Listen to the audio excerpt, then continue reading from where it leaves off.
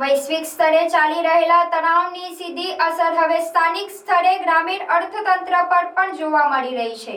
America, Israel અને Iran વચ્ચે ચાલી રહેલા યુદ્ધના માહોલને કારણે સુરત જિલ્લાના માંગરોળ, માંડવી અને ઉમરપાડા સહિતના વિસ્તારોમાં બાંધકામ ક્ષેત્ર સાથે જોડાયેલા લોકો માટે ચિંતાજનક સમાચાર સામે આવ્યા છે.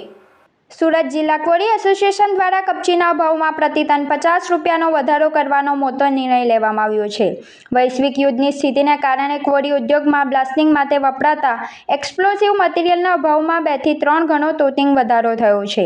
ઈંધણ અને સ્પોટ પાર્ટ્સના આર્થિક બોજ, પેટ્રોલ ડીઝલના ભાવમાં સતત થઈ રહેલા વધારા અને મશીનરીના અન્ય જરૂરી સ્પેરપાર્ટ્સ મોંઘા થવાના કારણે ક્વોરી સંચાલકો પર આર્થિક બોજ અસહ્ય બન્યો હતો.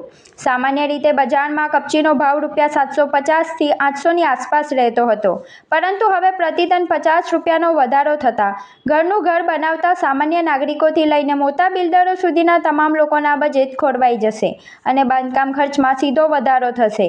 ક્વોરી એસોસિએશન દ્વારા સત્તાવાર નિવેદન થકી જણાવાયું છે કે વૈશ્વિક પરિસ્થિતિ અને એક્સપ્લોઝિવ મટીરિયલના 2 થી 3 ગણા વધી ગયેલા ભાવ તેમજ ડીઝલ સ્પેરપાર્ટ્સના મોંઘવારીના કારણે અમારે ના છૂટકે કપચીના ભાવમાં પ્રતિ ટન 50 રૂપિયાનો વધારો કરવો પડ્યો છે.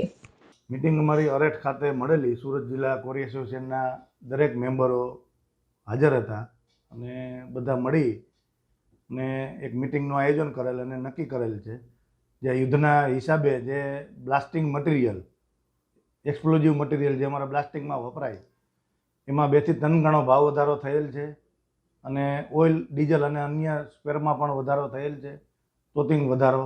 એને હિસાબે અમારે ના છૂટકે ભાવ વધારો કરવાની ફરજ પડી છે. આર્થિક બોજ અમારી ઉપર ઘણો છે. એને હિસાબે દરેક મટીરિયલમાં 50 રૂપિયા ટન વધારો કરેલ છે. જે અન્ય જિલ્લાઓમાં પણ ભાવ વધારો થયેલ છે, જેના હિસાબે સુરત જિલ્લા ક્વોરી એસોસિએશને પણ આ નિર્ણય લીધો છે. પહેલા કેટલો ભાવ હતો, હવે કેટલો ભાવ રહેશે? દરેક મટીરિયલનો અલગ અલગ છે. 750 થી 800 રૂપિયા હતો, હવે 800 થી 850 રૂપિયા કપચીનો ભાવ છે. દરેક મટીરિયલનો અલગ અલગ ભાવ છે.